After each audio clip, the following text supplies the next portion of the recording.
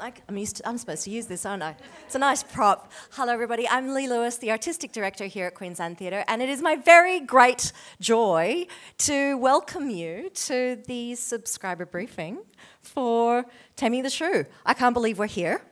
Congratulations to you, and congratulations to Queensland and keeping us safe enough to do this still. Yoo-hoo! Of course, we're having this conversation on the lands of the Yagara and the Turrbal people, and we pay our respects to elders past and present and acknowledge the work that they do in making sure that the cultural relationship, the unique cultural relationship that First Nations people have with this land and with the seas is maintained across tens of thousands of years, so that it always was and always will be Aboriginal land. Now, tonight, we've got a very old story, which in the scheme of 50, 60,000 years is not very old. It's only about 450 odd years. But even so, the Taming of the Shrew, Shakespeare, a little bit of Shakespeare. Now, because it's a fabulously huge cast and team, they're all going to introduce themselves. So starting down at the end with John. No, we've got to pass that microphone along. Oh, right, sorry. Down here. Ah, there it is. Hi. I'm John McNeil, I'm playing Baptista. Hello, I'm Brian Probitz, I'm playing Grumio and Gremio. Hi, I'm Barbara Lowing and I'm playing a haberdasher, a cook and Vincentia. My name is Patrick Janua and I'm playing Lucentio. My name is Claudia Ware and I'm playing Bianca. Greetings, everyone. My name is Wendy Mockey, and I am playing Rosa, Curtis, and parts of the ensemble. G'day, my name is Adam Gardner. I'm design realisation for set and costume. Hello. Hi, I'm Ellen Bailey, and I am playing Tanya. I'm Nicholas Brown, and I'm playing Petruchio.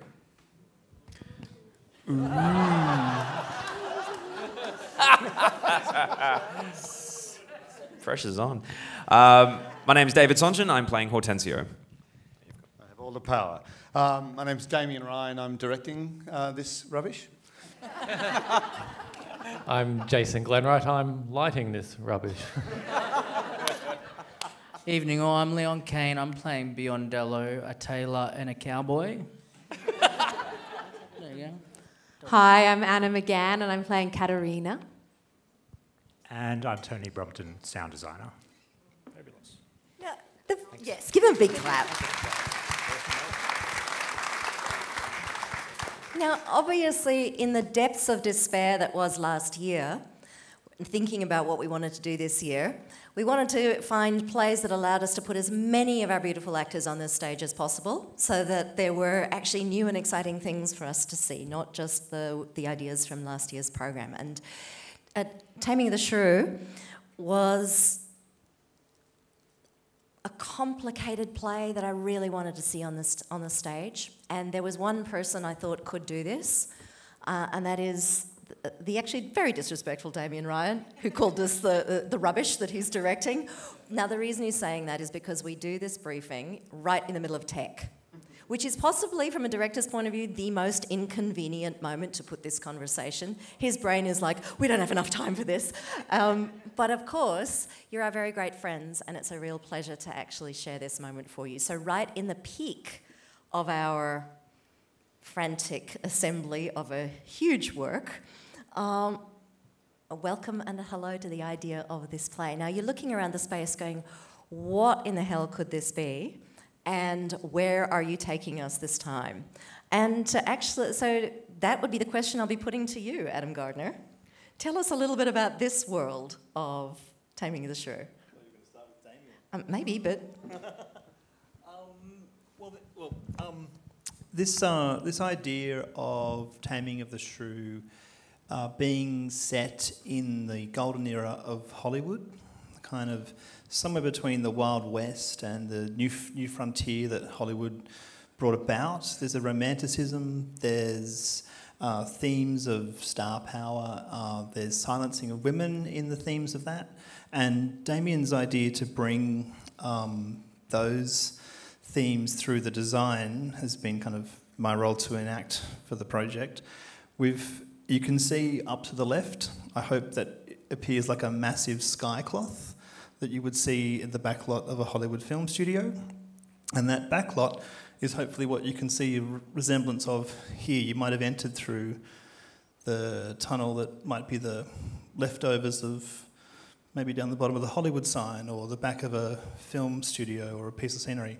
So in this space you can kind of see an ethereal, distant, large, evocative space, perhaps a feminine side of the stage, and a heavy timber, comic, cumbersome side of the stage, perhaps a masculine side. In between those two dichotomies is where the play happens. So I'll hand back. And the person that's saying to us, come with me on this journey into this world, is, of course, the fabulous Damien Ryan. Now, I have actually never worked in the same room as Damien Ryan. It's a funny thing about directors. We have our own rooms and we don't ever see how someone else directs. All we see is the outcome. And the man is a magician, judging by what I've seen him do in the past, which is why it's a very great pleasure to invite him to Queensland Theatre and to introduce him not only to the artistic community, but to the community of audience that we have. Damien, this play, you have a very long relationship with this play. When did you first direct it? Yeah, thank you, Lee, and thanks for having us up here. It is a huge privilege to be working here, and I knew Bill Brown and toured with him for almost a year, and it's such a privilege to work in this theatre that bears his name. So thank you, Lee, for inviting me up. Yeah, Shrew, look, I've been working on Shakespeare for a long time, as you say, 30 years, or almost 30 years, I think. Something like, I think I've done 71 or 72 productions of Shakespeare plays in that time. And Shrew, as an actor or director, probably 4 or 5 times in different productions. I think initially, just back in 1998 or something, I did a production of Shrew.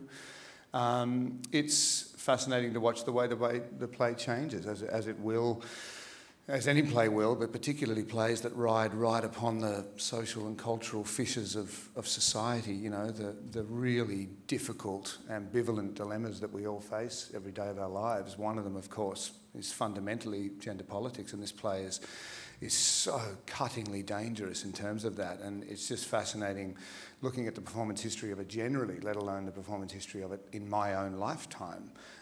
It's, you know, there's recorded productions and dialogue about those productions stretching back to 1709, and that you can read about, literally like reviews of people who've gone and seen this play.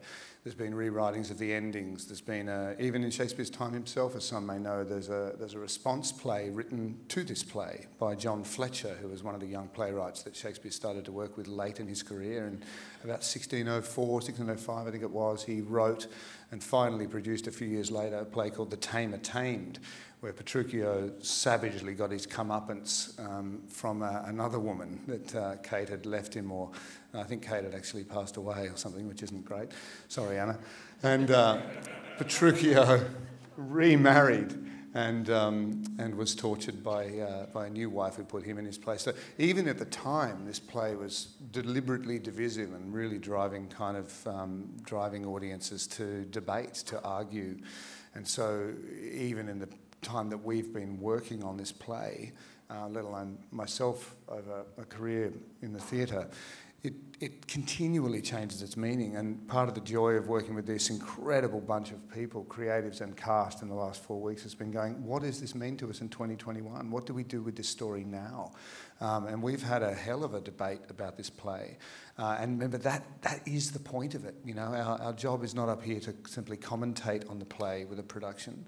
Our job is to dive deep into the play, pull out what is most human in the play, what is most complex in the play, what is funny, what is dangerous, what is incisive, and try to present that to you guys as compellingly as we possibly can, and let you guys decide how you feel about what this play might be saying about relationships generally. Not only relationships between men and women either. It's a play very much about family. All of his plays are about family. That's the cheapest trick I can offer you about Shakespeare, is that every one of you is an expert on dysfunctional family, and he was too, and so he plays upon that with you guys. He makes sure that you're watching the way families fall apart, and comedies are about that. We fall apart, And somehow, through some, extraordinary, often oblivious alchemy, we come back together again by the end of the play, but we're never what we were at the beginning. And somehow this play brings about some sort of remarkable transformation. So to spend 4 weeks working on it together with this very smart bunch of people, we hope we've brought quite an original take to the way this play not only tells its story, but the way it ends as well, that can leave you guys with something to think about, something to talk about, etc., when you buy the actors a beer afterwards in the foyer. Now, we've got some new faces and some old faces, or old friends if you like, in the cast. Some people are making their Queensland Theatre debut, and some people are very familiar to us. I'm gonna head over to you, Brian Probitz, with this question of what it is to come to this story as Grumio and Grimio. Yes. What has it been like diving into the world of this play at this time? It's been a really wonderful experience, actually, working with such great minds and great talents as are prevalent in this cast. And it's always good to come back to the company and to have a challenge to play two characters that I tackle, Gremio and Grumio, who are poles apart from each other, but also they speak to us today in a funny way, trying to find the humanity beneath the horrors of one particular character, of Gremio, who's we're discovering he's very self obsessed. And you go, okay, that's hilarious, it's funny, but then at the same time finding what is underneath the surface, actually finding the humanity to each of these characters. As outrageous as they are, I think there's always a philosophy I have that if you can find that rice grain of truth within whatever character you are challenged with, then it can become believable, no matter how ridiculous it might seem. If there is that little current for you as the performer that keeps you going through this journey, keeps you kind of grounded, then I think it becomes believable for you as well as the person playing him, if that makes any sense. So it's really delightful just to, again, just be challenged by these kind of very tricky characters, but yeah, they're always a challenge to play and very rewarding, hopefully, at the end of the day. Well, I happened to sneak in on Saturday for a little bit of a stumble through, and I came in around about the time where I saw Leon Ford being quite extreme and ridiculous. Which direction? Where is he? Leon Kane. Sorry, Leon. That's right. Sorry. Well, hello, Leon Kane. What happened to Leon Ford? I'm pretty sure I saw Leon Ford. Okay, sorry, Leon. That's all right. So now you, along with Brian, are playing some of the more extreme characters of the play. Mm-hmm. It's kind of a little bit like being pushed out on a pirate's plank by a director, isn't it? Oh, I didn't think about it like that, but yes. That's a brilliant way to put it. No, it's great fun. I get a nice, cruisy, fun kind of journey through this. I get to play the servant who's kind of the brainless fool, and I get to drop props in an entertaining way for your pleasure. But also it kind of has that kind of commedia dell'arte thing where the servants are kind of a bit more aware of what's going on in the society and almost kind of secretly know their truth sort of a thing or what it should be. Yeah, I'm having a great time. Well, there are the fun sides. There are the fun characters, and then there are characters at the heart of the play. And there was a little bit of a hiss when Petruchio was introduced. Now, making his debut on the Queensland Theatre stage is Nicholas Brown. Nick, welcome, first of all. Gracias. And what made you say yes to I would call one of the most challenging roles in the Shakespearean collection of works at this moment in time? What made you say yes, apart from, Apart from working with Queensland Theatre. It was the challenge. It was actually the challenge. I was afraid of playing this character, and in my career, anything that I've ever been afraid of, I've lent into it and have always benefited from it in some kind of way, whether it be a personal experience or something in my career. So I chose to do this because I was scared to do it. And I think as an artist, when you lean into fear, you'll always hopefully come out on top. yeah, that answers that question. Yeah, right. And your partner in leaping off the cliff of this play is Anna McGann. Hello, Anna. Hello. Hello. Oh, again, same question to you, because I think, again, there are big challenges that are thrown out in a play like this. What made you say, yes, I want to do that? I think the question is what made Damien say yes. But I really, really wanted to play this role. There was something about her that really captured, it just caught my attention, and I think there are spaces on Australian stages for women to be rough, I suppose, or outside of a certain box. But I don't think... What was fascinating to me about this character was the three-dimensional nature of not only her suffering or her anger or her pain, but also this righteousness and vision and the guts she had. And so this was a role that I guess the way I think of it, I fought for it really hard, because I just thought, oh, damn it, I think if you just gave me a shot, I would just love to sink my teeth in. And it's been such a thrilling challenge. And it is that funny thing, sometimes we do actually have to fight our way onto the stage, and it certainly felt like that after this last year. We're all fighting our way back. But that question about what you give a chunk of your life over to, you say yes to a play, it absorbs a section of your life. You've got to give over all your intelligence to it. You go home obsessing about it, not only in rehearsal, obviously, but in the months leading up to rehearsal. And you also know it's going to have a backwash in your life too. You carry it with you forever once you've played these roles. So that question of it being worth it, my question to you, Barb Lowing, in that thing of, as an actor and one of our great actors, what makes it worth it to you? When you are in the company of such extraordinarily wonderful people, and you know that you're coming into a rehearsal every day, and it's building up to a production that we get to share with an audience, because without the audience, why would we do anything like this? And it's telling stories, and it's picking things apart and looking at something through a new way, and hopefully creating a conversation within the audience that they take home, and you just have to do it, because if there's nothing else that you really want to do, particularly when you're with a group of people who are just joyous to be with. You know, it's a tough job, so you don't do it unless you really love it. And you know, I'm just so overjoyed to be with this company, because they are the most extraordinarily inspirational people. Now, it could be because we were kept back from being in rooms together last year, but I have to say, this is one of the happiest casts I've ever come across. Like at the end, like at the beginning of the day, you run into them and they're all so excited, and at lunchtime they're all excited, and at the end of the day I'm like, how are you, and how's it all going in there? And they're like, it's great. I'm like, and I don't think they're lying to me. I don't think so.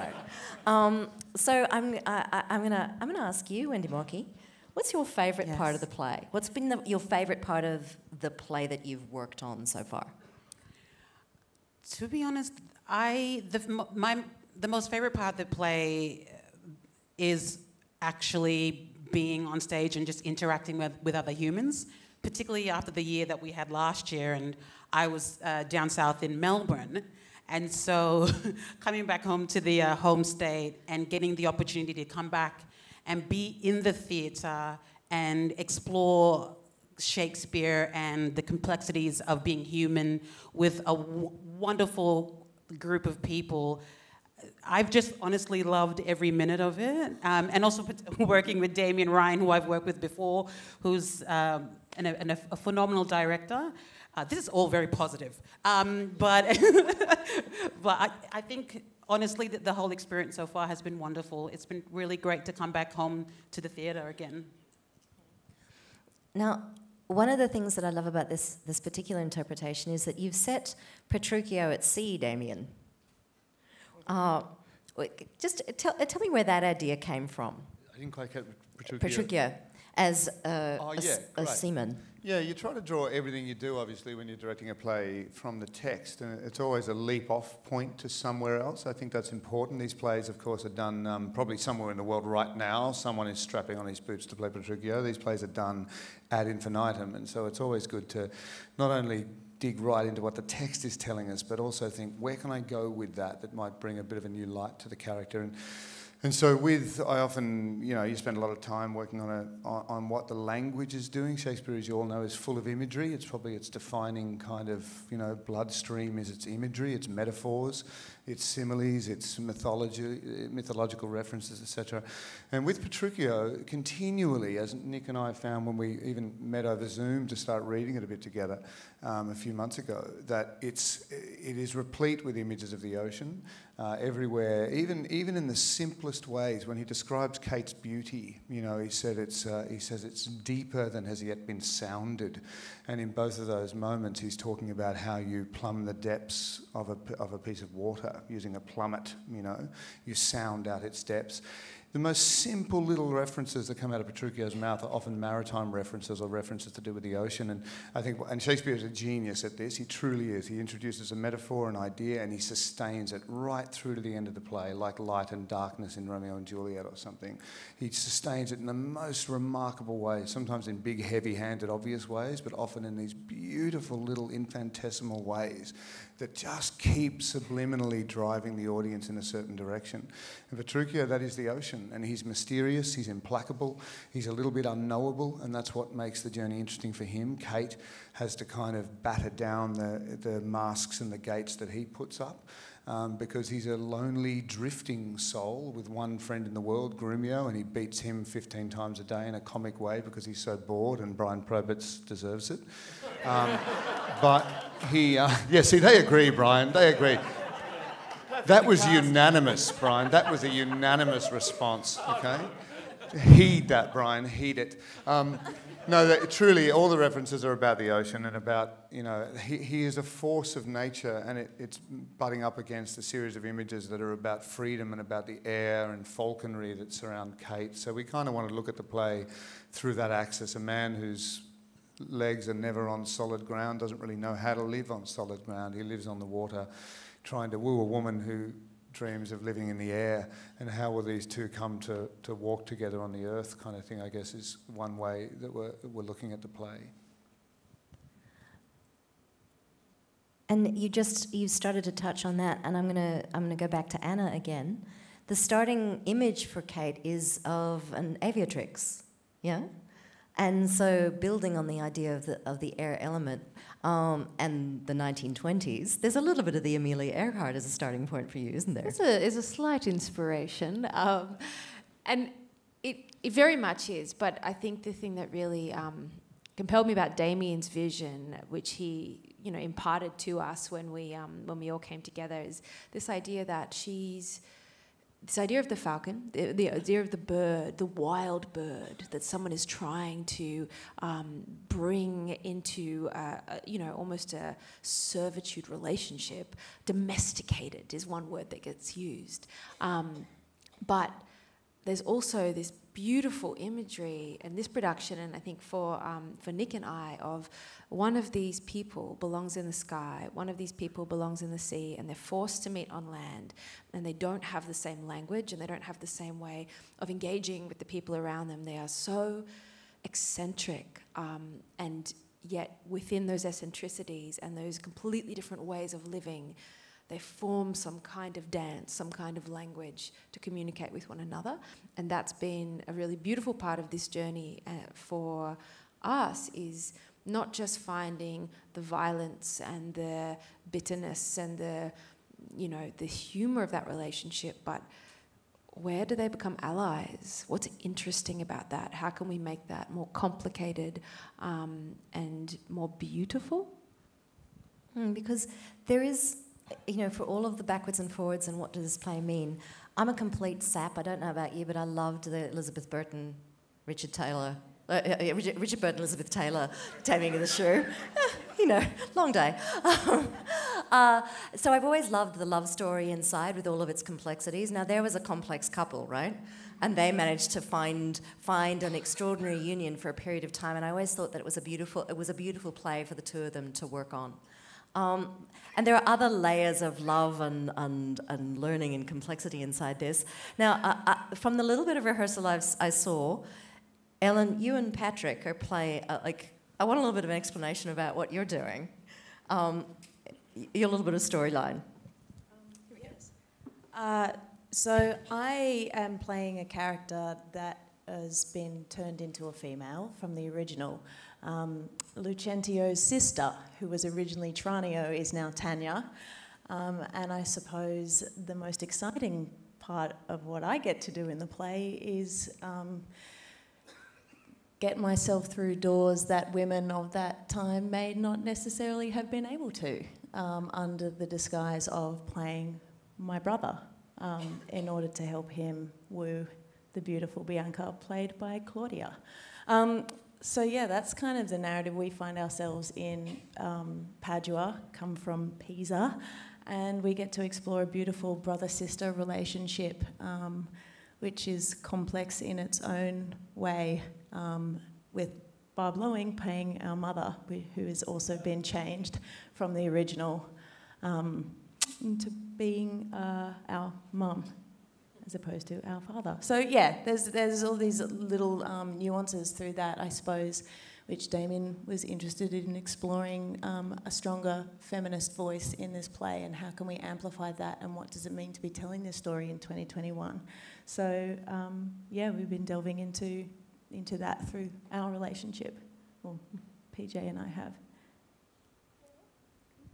Cool. No, it's funny when you dip into rehearsal, you only see a little bit, and you kind of then start speculating, well, if that's the case, then what about this?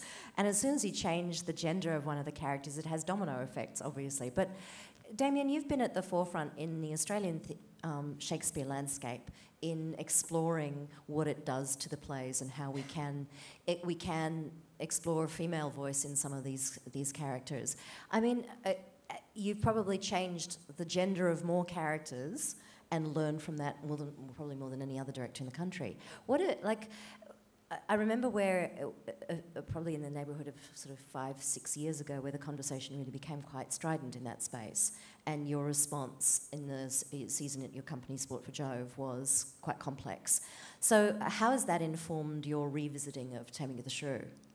Yeah, it is so important, isn't it, that we, obviously, as you all know, there were only men performing these plays back when they were written, and there's often a bit of a misnomer about that. It's often described as illegal for women to act. Unfortunately, it was worse than that. It wasn't illegal at all. They could have got on the stages, but the level of shame and derogation that was attached to a woman who made that choice was so extreme that they didn't. And so that, in many ways, makes it even worse for me, that they weren't permitted within that culture as almost a general milieu of an idea to express themselves on stages at that time. So what we get as a result is a bunch of plays that are very patriarchal, not only in their themes and in the way they wind up at the end of their stories, but in their casting. And here we are 400 years later performing these plays where this production, this play, if we did it as per the text, would have 2 women and 15 men or something in it, and who wants to see that on the stage in this day and age? How are we representing our population by doing that? How are we hearing those voices by doing that?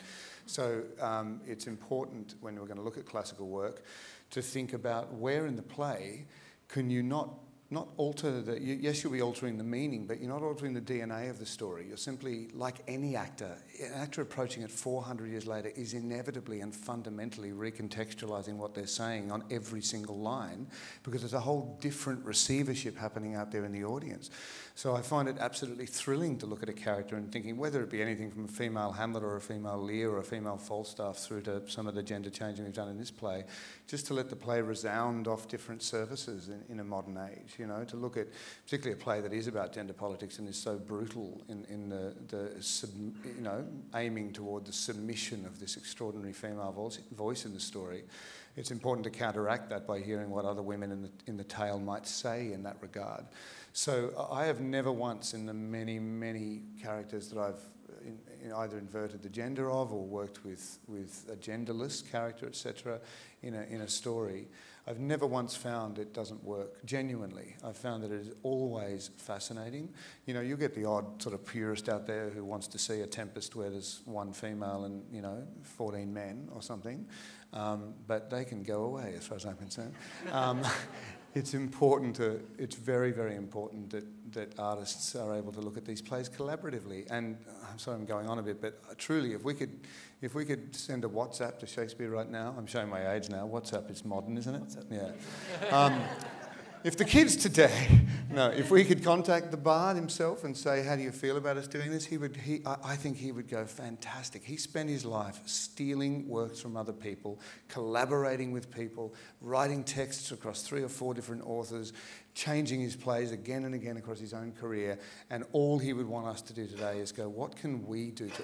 What prism are we looking at it through in our own time? And I truly think he would celebrate our desire to do that. As long as we know what we're changing, the significance of what we're changing, I think that collaborative story is absolutely imperative to working on classical theatre. That's just my personal philosophy, I suppose. Yeah. I find it interesting that you've gone back to I suppose, it's not exactly the 1920s. This is not like an exact period play. It's a little bit of a fantasia of the 20s, 30s, which does lend itself to some fabulous frockage. Now, Claudia, I believe you are actually wearing some of those fabulous outfits. I've seen some of the photos. It's quite delish. Yeah, beautiful. I mean, that's not your only job in the play, is to be the beautiful starlet. But tell us a little bit about Bianca and the role as it exists in this production. Yeah, fantastic. So I do get to wear a number of very beautiful frocks, but what's been so exciting about working on this character with Damien, and what's so great about his style of directing is we're always looking and investigating the foreground of the text and the background of the text and what exists between the lines. As is the case with all of our lives, the totality of who we are is not just in the words that come out of our mouths. And it's exactly the same for Bianca, who's often, so often characterised as mild-mannered and beautiful and two-dimensional. And what we've been looking at is what exists behind her, what's going on that delivers that supposed two-dimensionality that a lot of the other characters read of her. So I won't give too much away. But in the scheme, the history of this character is she's often underestimated. She's incredibly underestimated, and she is the epitome of the ideal woman, epitome of femininity. And I guess in this play, we're looking at why she might be driven to act, to perform in that way. There's so much of this play that deals with appearances and masks and disguise and costumes. And I guess one of the questions we were asking in rehearsals is, what is the disguise that Bianca is wearing and what is actually driving that? Why does she feel compelled to perform her gender in that particular way, to enact her femininity in that particular way? What is she pushing against? And I guess what we're playing with is that both she and Kate are recalcitrant to the patriarchal world around them. They've just dealt with it in incredibly different ways, as is the case with lots of sisters and lots of siblings, as you butt heads and you interpret the world in incredibly polarising ways.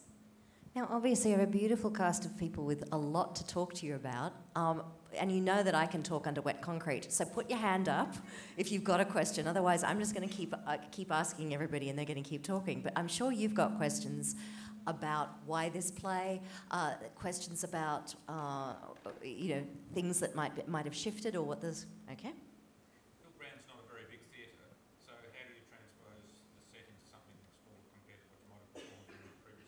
Okay, so the Bill Brown's not a very big theatre. How have you gone in shifting the idea for the play into this smaller space, Damien?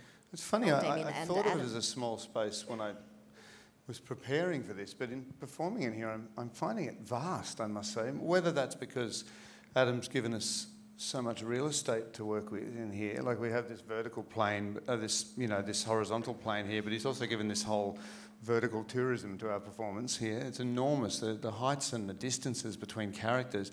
When someone's standing over here and someone's down here, it feels like we're in an ancient Greek epic or something. It's absolutely delightful. You also need to know that some of these elements are on wheels. So this thing actually ends up moving around the space a fair bit. So it's actually a very mobile space. It's quite exciting. It's not looking its best in this configuration. Yeah, so it does feel quite big to me. The main issue, obviously, is that it's a corner space, there's no wing space, so you've got to be very inventive with the way you transform space, which is fairly important in a Shakespeare play. Obviously, they have many different settings, any Shakespeare play, so you want to kind of give a vivid neutrality to the space so that, yes, it can be particular when you want to sort of identify a location of some kind, but you can also make it very neutral or make it feel empty. Nothing beats emptiness, of course. So that's one of the clever things Adam's done here, is that we can make this space feel unbelievably populated, but then we can really strip it back so it feels quite open and bare, which we do a couple of times. So it's, the intimacy, though, is phenomenal in here. Having not worked in here before, but worked quite a bit at Belvoir, for example, this is a delightful space for an actor, I think. I'm not sure how the actors are finding it vocally and everything, but it seems quite straightforward to me in here.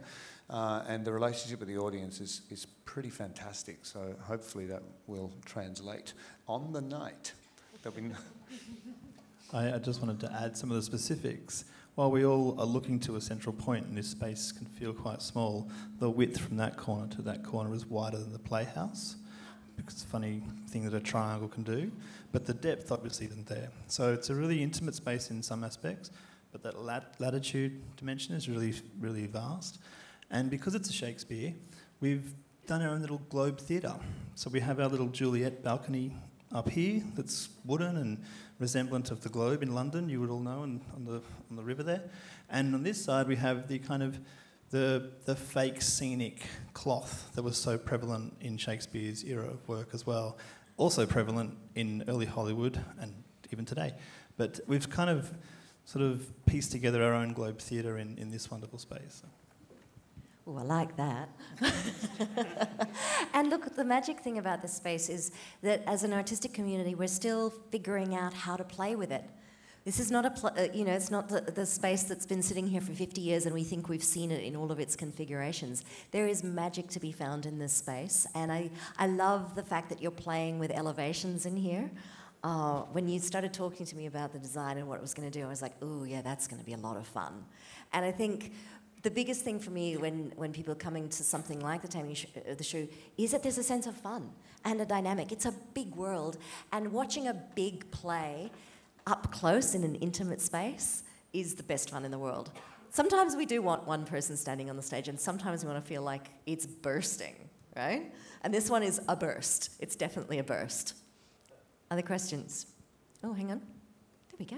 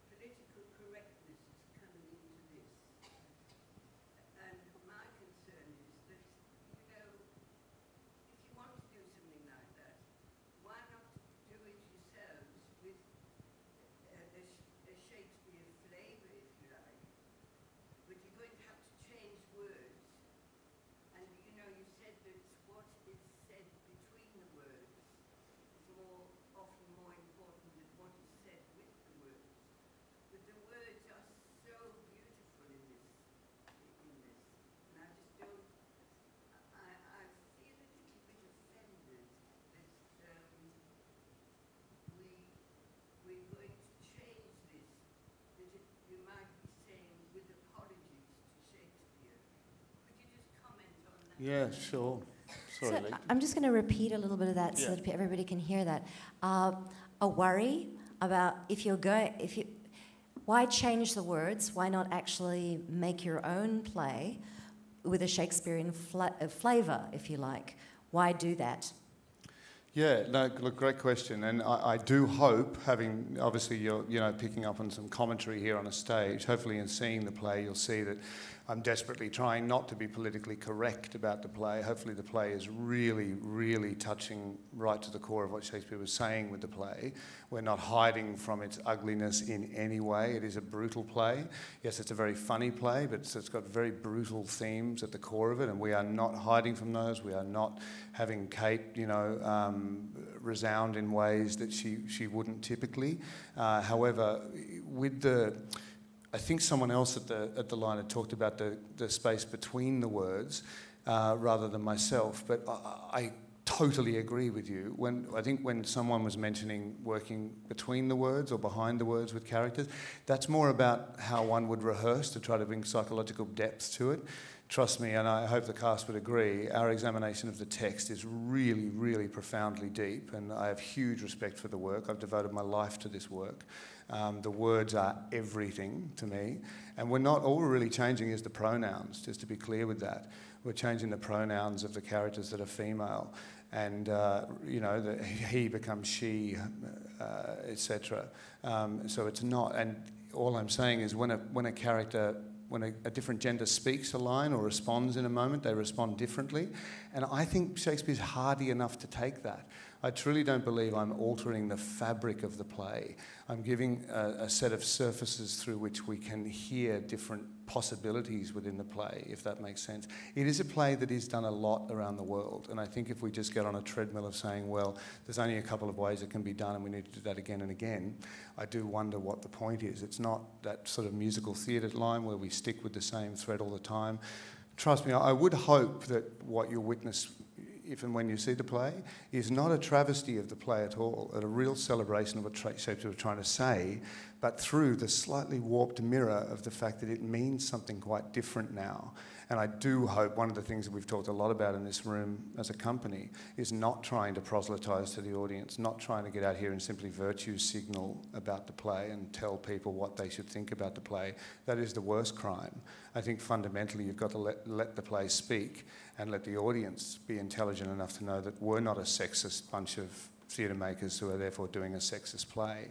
But I also have to listen and respond to, there's a group of incredible women in this play, and the themes of this play are really ugly. And as a male director, I've got to make sure I'm listening to their response to the play. But there's also a great love story in this play. Yeah, that's right, absolutely. There's an extraordinary exploration of love. Yeah, no question. And a complexity of love, which I think is quite a wonderful thing to pull apart and to see. A mature love, if you like, as opposed to a Romeo and Juliet love, and the complexity of what deals are struck between people as they decide to partner in this world. Yeah, absolutely. Could I just add something? Because I hear you, and something that I've grappled with in playing Katerina is the responsibility I have in 2021 not to shift her, not to change her, make her something that she's not, but taking those words, and personally with words I'm a purist. I don't want to omit a single word. I don't want it to say it wrong. But how to take those words and in the context of what we have here, carry the responsibility to the women that will come and sit in this theatre and the way they're going to behold not only the relationship between Caterina and Bianca, Caterina and Petruchio, Tanya and Lucentio, Bianca and Lucentio, all these different relationships, but how then those relationships and that expression of the way men and women find their way to one another and behold one another then affects every person in this audience. And I think it's a very dangerous play for that reason. We're not trying to take the sting out of that danger, but we've had to harness that. And I think Damien and I have had a lot of conversations where we've pushed and pulled as well, where I've said, I don't know if I can actually get on stage and do that. And he said, that's totally fine, let's talk about it more, but this is my argument. This is why you don't need to be afraid of this play. And I just want to affirm that out of all of us, Damien has the most courage in actually putting this on stage and putting it on stage properly.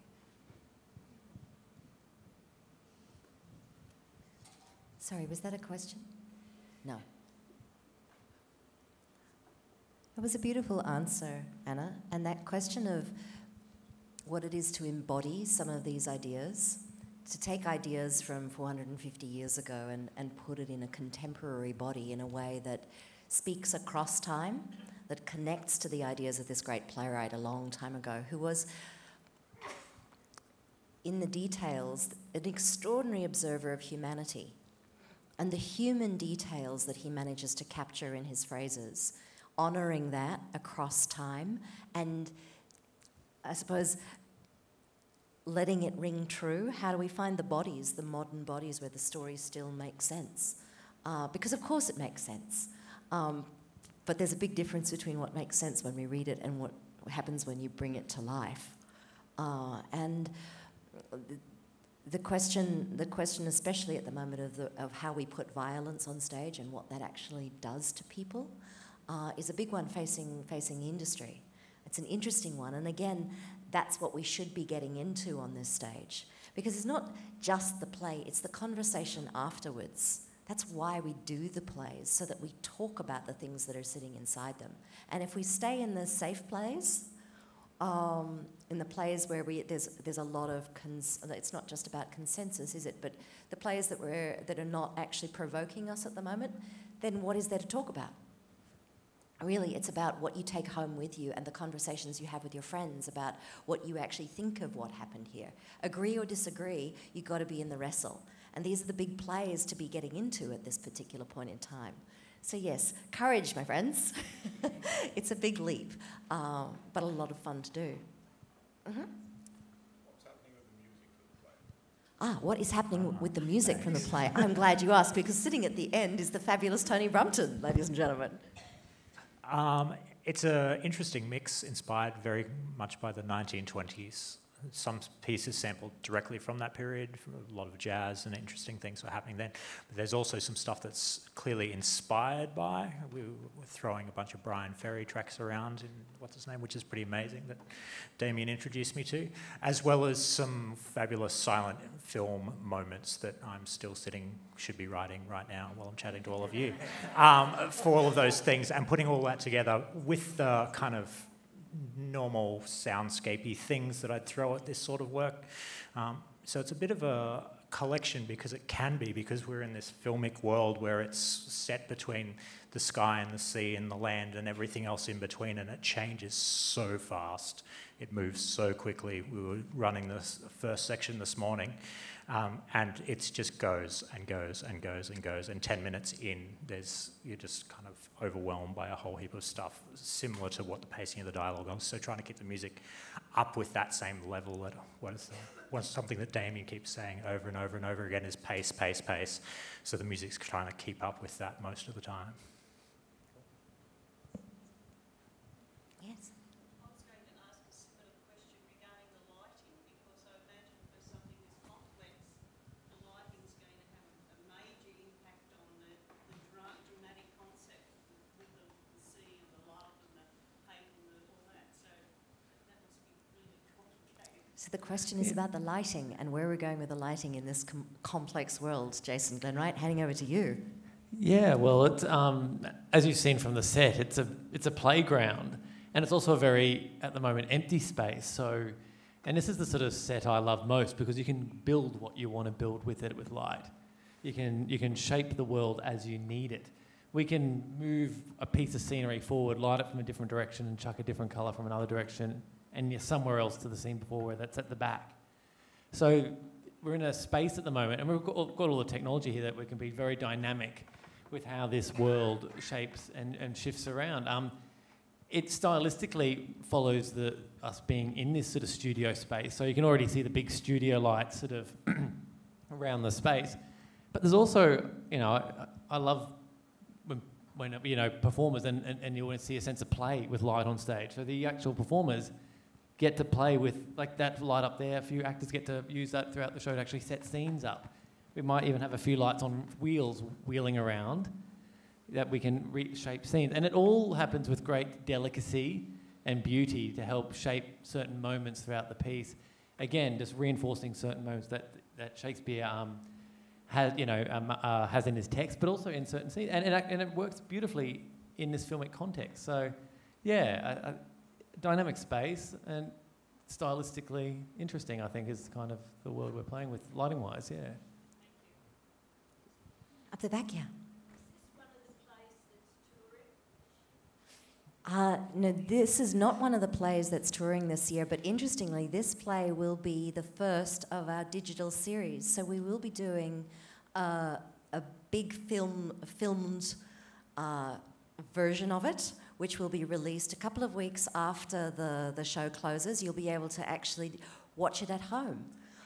It's part of a new initiative that came out of COVID, essentially, with people asking us if there was any way that they could access the company without actually coming here. And part of what we were planning, potentially, when we didn't know if we could open the theatres, was maybe we could rehearse them and film them and send them out to people.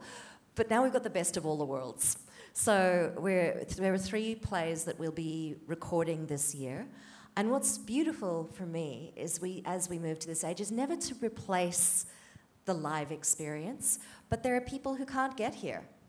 And that's people who are in Brisbane who can't get here. So I suppose I grew up in the country, and if I'd had access to seeing a filmed version, it wouldn't make me want to stop going to the theatre, but I would just want to watch it anyway, because I would always feel very left out of the conversations that were happening in the city. It still happens. I can't afford to get on a plane to London when I see the National, but I love the NT Live, because I can actually have a look at it. I can read the reviews and disagree with them if I like.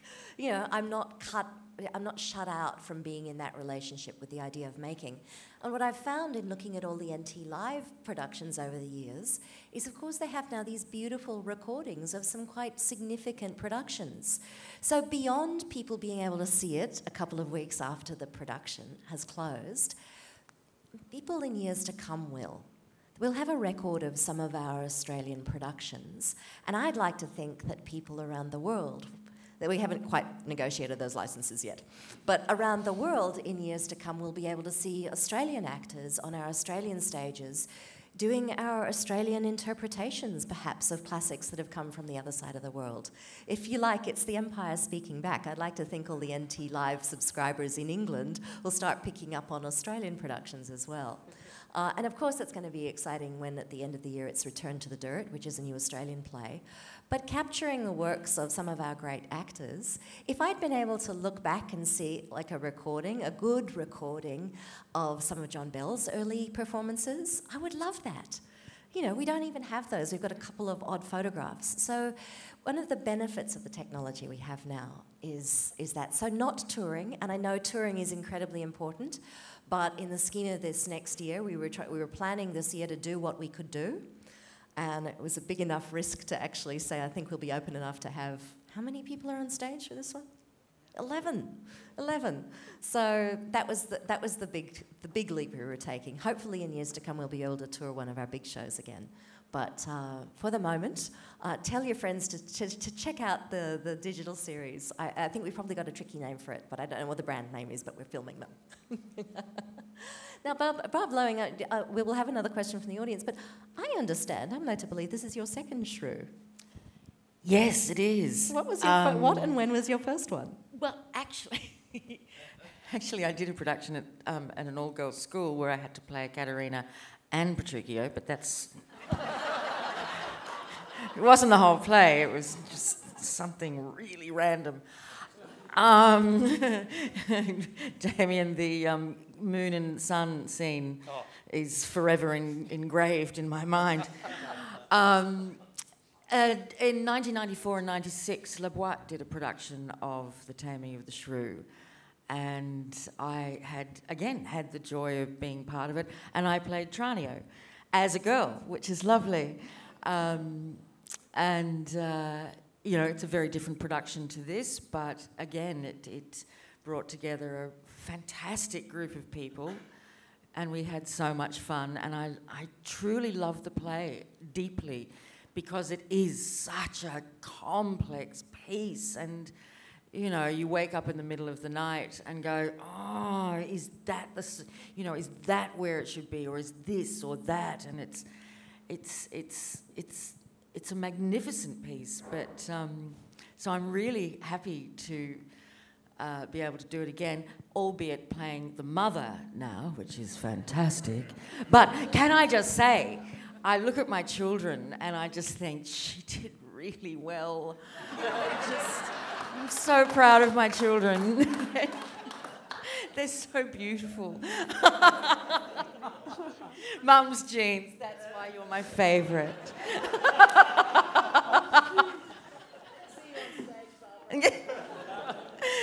So yeah, that's the Shrew. Yeah.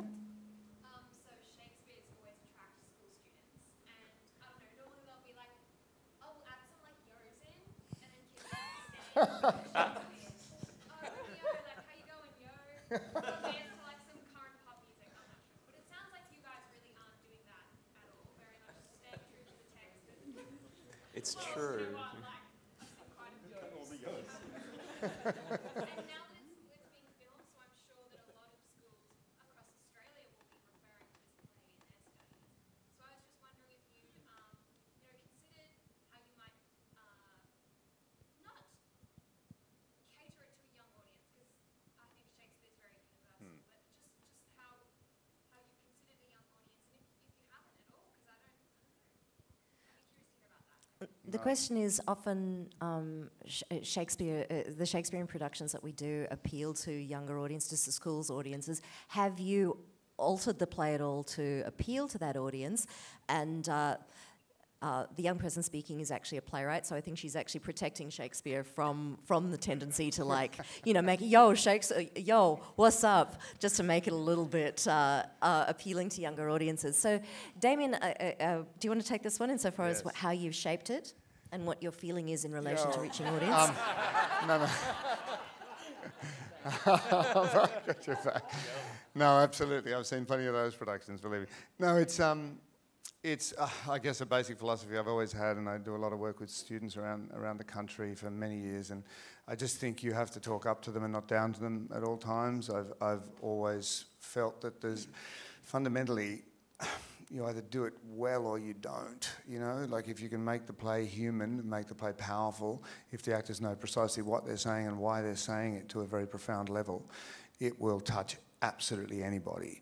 I ran a program for many years in Silverwater Prison with Shakespeare and with inmates. I've run it in schools across kids at risk across New South Wales. You can make a group of Year 9 boys, who rarely want to turn up to school, absolutely delve into incredible self-examination with Sonnet 33. You can talk through King Lear with a group of prisoners and have tears in their eyes. I truly believe in the social and psychological value of Shakespeare's writing in a really, really profound way. I think it changes us. It's all you need to do is unpick a passage, take any 10 lines from any play and sit together and discuss the humanity at work, the X-ray he provides of who we are. And to me, none of that changes when it's kids. You just do the play as passionately as you can. I honestly don't think I've ever made an attempt to entertain the young folk with a particular choice. I just think if you just attack the play, they will rise up to it, if you know what I mean. Hopefully that's the case with this, we'll see.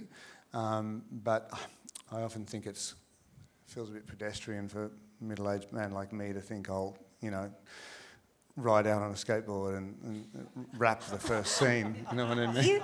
Look, even though I would pay to see that, David, I also believe at Queensland Theatre that our young audiences, 15, 16, 17, 18-year-olds, they're 2 jumps away from voting. At what point do we allow them to be adult members of our society and engage with complex issues? I think we keep our young people too psychologically young for what they're ready for and what we're going to ask of them as soon as they put a vote in a ballot box. And if we haven't been engaging, I feel like that's our job here, is to actually engage them with complex works. Yes, of course, we have to take care of our young people and make sure that they're not damaged by what they see, but there is nothing in Shakespeare that is going to damage someone. Yes, there are big ideas, but it's fiction. And this is a safe place to look at complex and dangerous ideas and talk about them afterwards. And at no point do we need to actually talk down to our young audiences. They are just, on the verge of participating fully in our society, and we need to actually give them the respect that they deserve. They've earned it. That was quite a serious moment to get to. One more question, okay.